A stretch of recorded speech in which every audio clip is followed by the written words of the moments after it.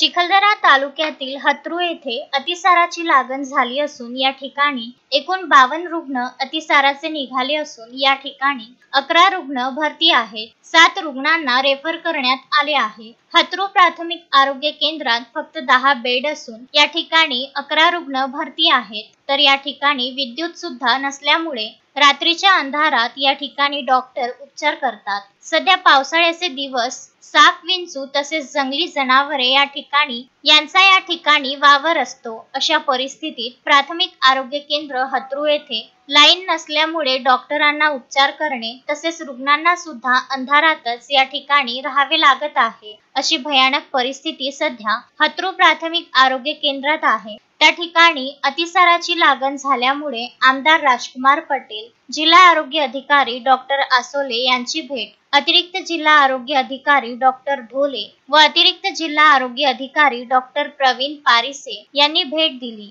एकूण 52 रुग्णांना अतिसाराची लागण झाली असून त्यांच्यावर उपचार सुरू आहेत. 3 हातपंप सील केले आहेत तसेच गावात टँकर सुरू केले आहेत. परिस्थिती नियंत्रणात आहे. रुग्णांवर प्राथमिक आरोग्य केंद्र हत्रू तसेच सुरणी येथे उपचार सुरू आहेत, अशी माहिती तालुका वैद्यकीय अधिकारी डॉक्टर चंदन पिंपळकर यांनी सांगितले. सर, सोमवारपासून आपल्याकडे जी अतिसाराची लागण झालेली आहे त्याच्यासाठी आपण गावामध्ये सर्वे केलेला आहे आणि ज्या कॉन्टॅमिनेटेड सोर्स पासून जी ही परिस्थिती उद्भवली तो जो कॉन्टॅमिनेटेड हापशीचा सोर्स आहे तो पण आपण पिण्यासाठी बंद करून टाकलेला, त्याला सील लावलेला आहे आणि आपल्या आरोग्य यंत्रणेमार्फत घरोघरी जाऊन कंटेनर सर्वे आणि बाकीचे सगळे सर्वे करण्यात येत आहेत आणि पेशंट आहेत की नाही त्याची शहानिशा करण्यात येत आहे. आणि इथे सध्या आपल्याकडे IPDला 11 पेशंट जे ॲडमिट आहेत ते सद्यस्थितीत तरी म्हणजे व्यवस्थित आहेत. कोणाला अजून रेफर करायची गरज पडणार नाही असं वाटतंय. आणि आज OPDला पण जे कालच्या याच्यापेक्षा आजची जे इन्सेंटिव्ह आहे पेशंटची ती कमी आहे. ते काल आपल्याकडे जे सगळे IPDसाठी पेशंट येत होते तर त्याप्रमाणे आज कोणाला 1 एपिसोड, कोणाला 2 एपिसोड यावर थांबलेले आहेत. तर सध्या आपली 2-3 टीम आहे. एक टीम सर्वेक्षणामध्ये आहे आणि इथे 2 टीम आहे. आपल्याला काटकुमच्या ज्या दुसऱ्या एक मेडिकल ऑफिसर आहेत त्यांची पण मदत होत आहे त्या कार्यासाठी. आणि काल DHO सरांच्या सूचनेप्रमाणे आमची टीम व्यवस्थित काम करत आहे. सध्या सगळे पेशंट तरी सेटल आहे. व्हायटल्समध्ये कोणी जाईल याची तर अजून काही हे नाही आहे. सध्या तरी बरे आहेत सगळे.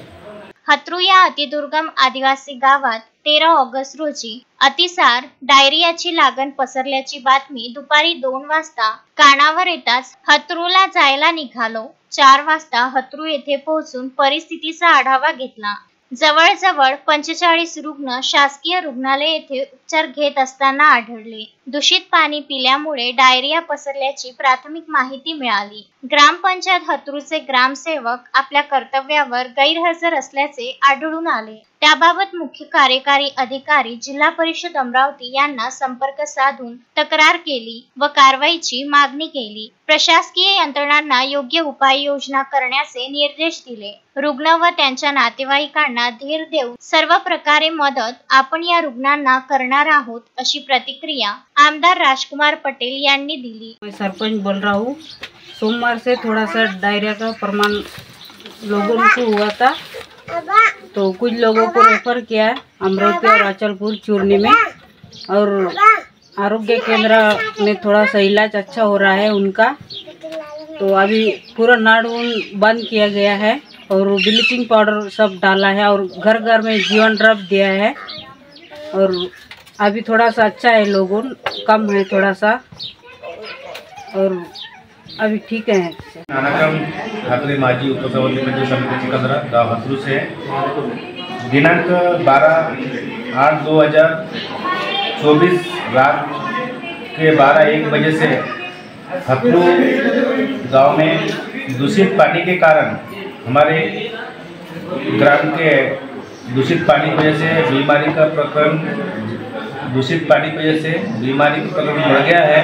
और यहाँ के जो डॉक्टर हैं वे डेली